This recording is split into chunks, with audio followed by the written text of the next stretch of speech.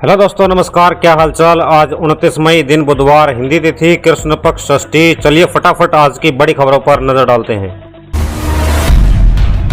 तूफान रेमल के चलते असम में भारी बारिश से बही सड़क, पलटा ट्रक। चक्रवाती तूफान रेमल का पूर्वोत्तर के राज्यों पर भारी असर हुआ है। असम सहित पूर्वोत्तर में जनजीवन प्रभावित हुआ। यहां भारी बारिश हो रही है, जिसके चलते हाफलोंग को सिलचर में जोड़ने वाली सड़क बह गई। इसमें एक ट्रक पलट गया। मूसलाधार बारिश के चलते डिब्रू चेरा नदी का बहाव काफी तेज हो गया और ट्रक बह गया।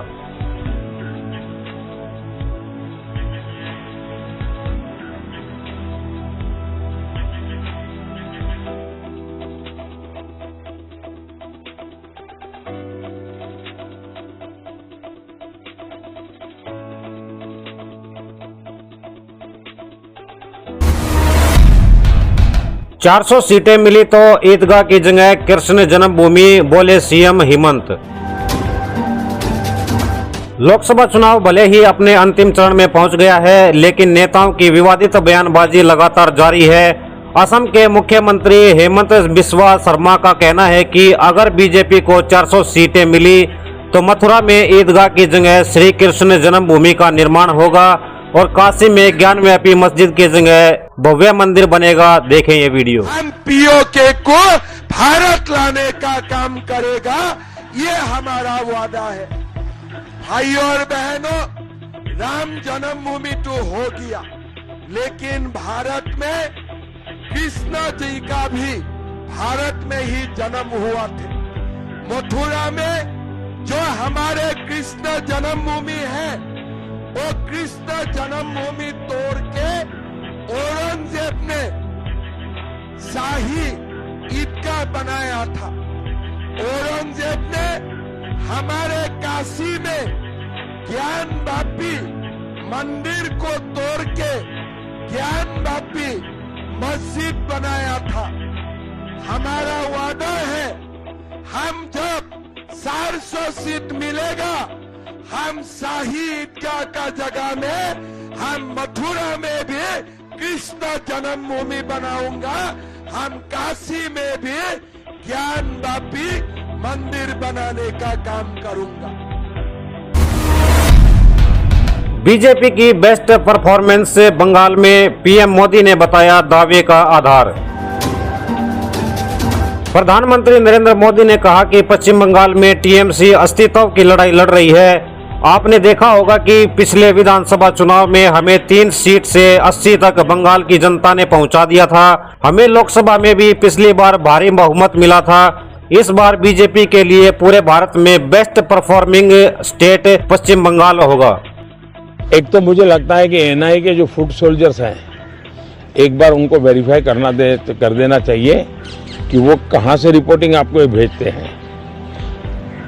बंगाल के चुनाव में टीएमसी पार्टी अस्तित्व की लड़ाई लड़ रही है। आपने देखा होगा पिछले असेंबली के चुनाव में हम 3 थे, 3 में से बंगाल की जनता ने हमें 80 पर पहुंचा दिया।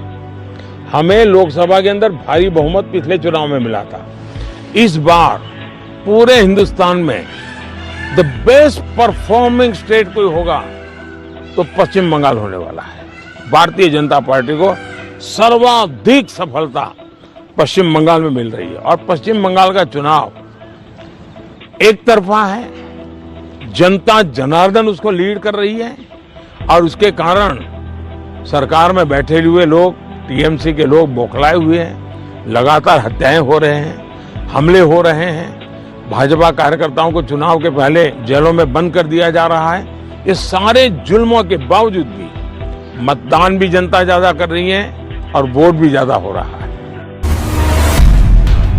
अरविंद केजरीवाल को सुप्रीम कोर्ट से झटका। अंतरिम जमानत 7 दिन बढ़ाने की याचिका पर तुरंत सुनवाई से इनकार।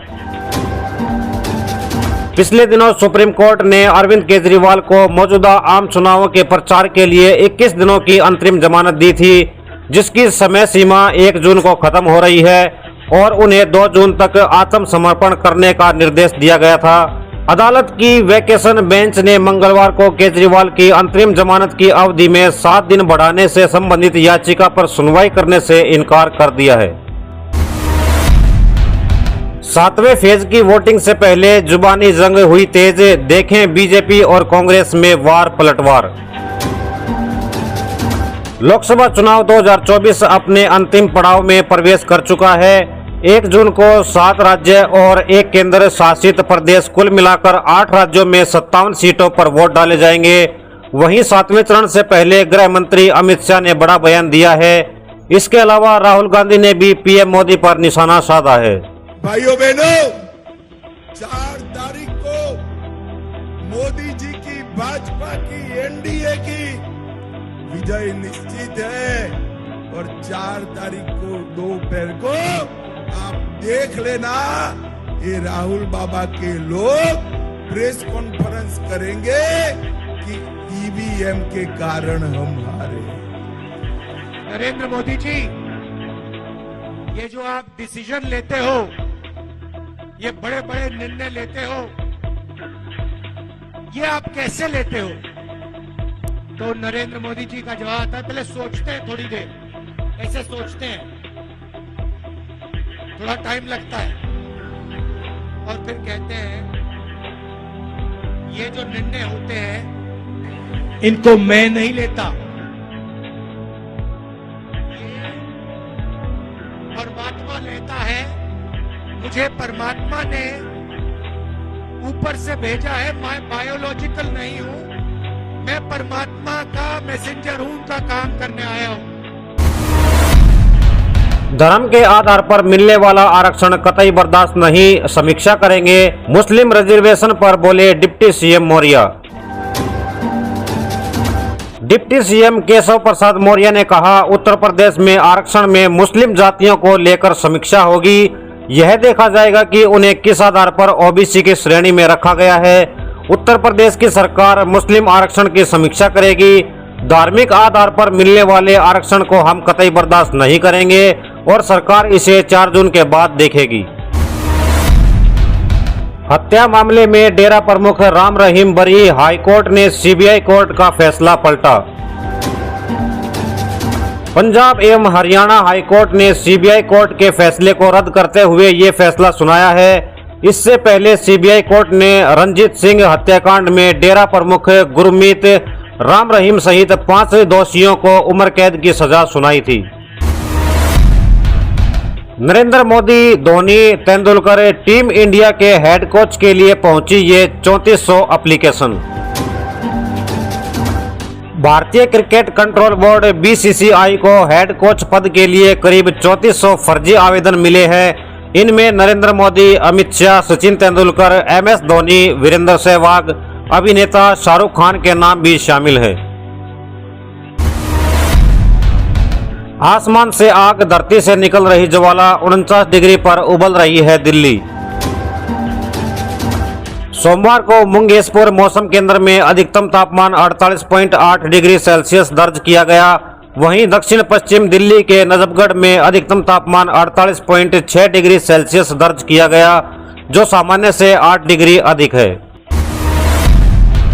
इस वीडियो में फिलहाल इतना ही। हम मिलते हैं फिर किसी नई वीडियो में नए टॉपिक के साथ। तब तक के लिए जय हिंद, जय भारत।